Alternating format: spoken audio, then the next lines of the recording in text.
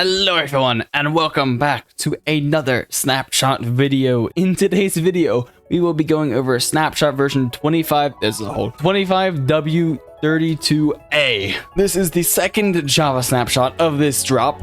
And yeah, we have a few things to go into today. A lot of stuff today for my builder friends who love copper. You know who you are. However, before we get into all the new stuff, I do have a few things that I got to go over that have changed from last week. So let's just quickly knock that out of the way real fast. First up, there have been some changes with the copper statues. I didn't actually test it last week, but I guess they weren't dropping when you mined them. So now if you mine a copper statue, it'll drop. Maybe it was more so like one of the positions was bugged or something, but I don't know. I didn't actually really test it. So now you can mine them. And the copper statues will now break when pushed by a piston. Two new features of the copper golem statues, I guess. Next up, we have some shelf changes that we got to go over, and these are a little interesting. So they've gone ahead. Last week, I'll be showing on screen now that the items in the shelves used to be pretty centered. They'd be like up here, but since then they've gone ahead and dropped them down to the bottom. Honestly, I think it's fine like this, but I will say I don't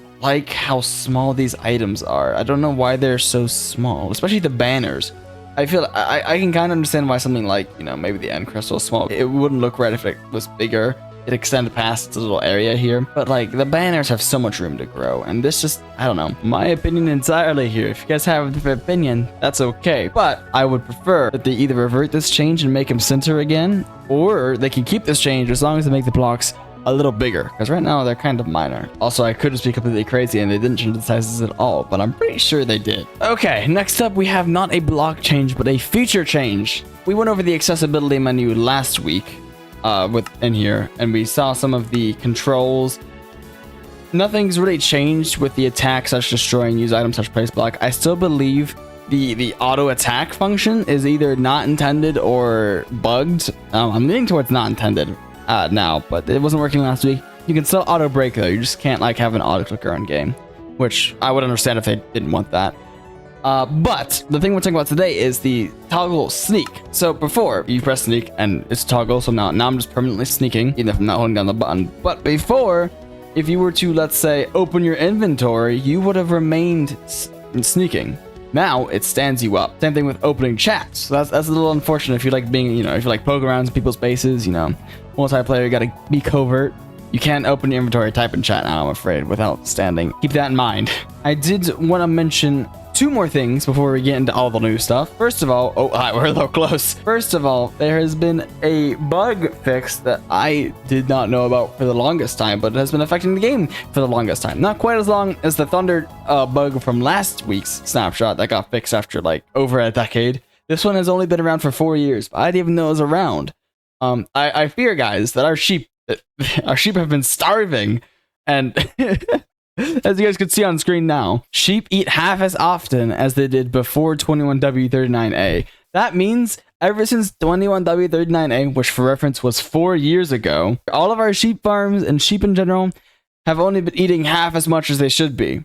So going to the next update, if you guys have sheep farms, you notice they're more, you know, if you notice they're more productive, I guess you know why now. The sheep are really hungry all of a sudden. They can finally gorge themselves. Anyway, last thing I want to talk about, iron chains. The chain block's name has been changed to iron chain rather than just normal chain, and you will see why very soon. But with that being said, it is time to get into the actual content for today.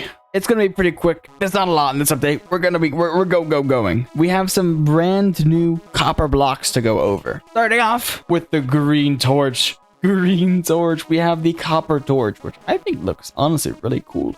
I love the green tint. Sorry, not even green tint. I love the green color. Honestly, it's pretty cool.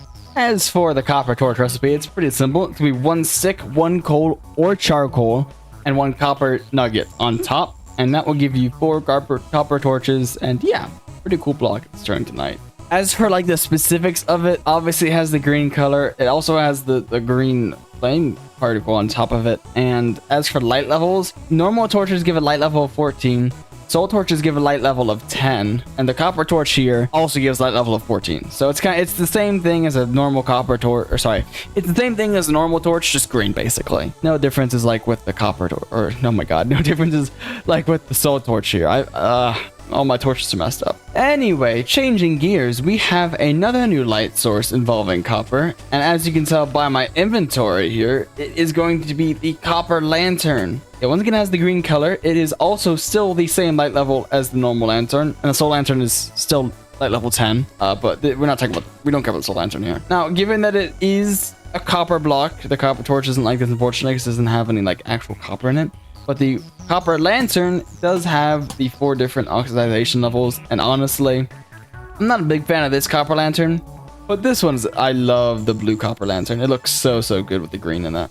There's no like changing light levels with the different variants. It may be kind of cool if they added that in. But at the same time, I think it's fine that they all have the same functionality at 14. Just for builder's choice, you know, you don't want your build to be dark just because you use the blue lantern. And as always, you can wax and unwax as well as deoxidize your lanterns if you so choose.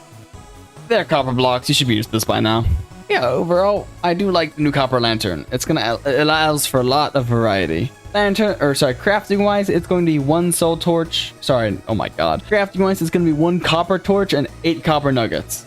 Pretty simple, just like the normal lantern, which is still called lantern. Maybe it'll be changed to iron lantern eventually, or maybe it'll stay, who knows. The next copper version of a normal iron-based block is the copper chains.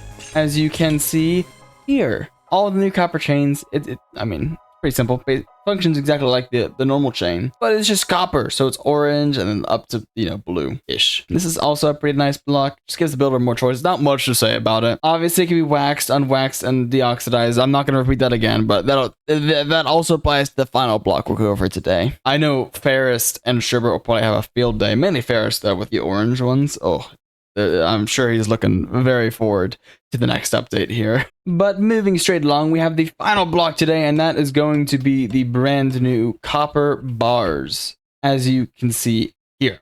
I mean, same thing applies for all of them. Function exactly like normal iron bars. Neither the chains or the bars here have any unique sounds. They all sound the same. They can all be mined at the same speed, and if it matters to you, they can all be waterlogged. That's pretty good. No! Also, before I forget, this is how you craft the copper chain, just like a normal iron chain. Just 2 copper nuggets and 1 copper ingot in the middle. Pretty simple. Copper bars are going to be crafted with 6 copper ingots, just like a normal iron bar, which actually reminds me there has been one more change that I forgot to mention earlier, and that is with the copper trapdoor. It has had a bit of a recipe change, which I'm very grateful for, because it was a bit expensive before. 6 copper ingots just for 1 or for 2 trapdoors. Anyway, now it's a little less expensive. It's only 4 now. And yeah, boom, copper trapdoor. It's only 1? 6 for 1? Oh my god, this is even more of a scam. I'm pretty sure that's about it for this week. So it's kind of light on major features, but we have all these beautiful new building blocks, which I mean, oh my god, this is game changing. Sorry, it was annoying me that the copper lanterns were all the same version there, but we fixed that. So that's all I have for this week's snapshot. I think it's a good one. I'm loving this update already. We're only 2 Java snapshots in, and oh my god, there's so much cool stuff being added. I cannot wait to get my hands on some of these blocks in my builds. Permits permitting, of course. But yeah, I hope you all enjoyed today's episode, and as always, I will see you in the next one. Goodbye.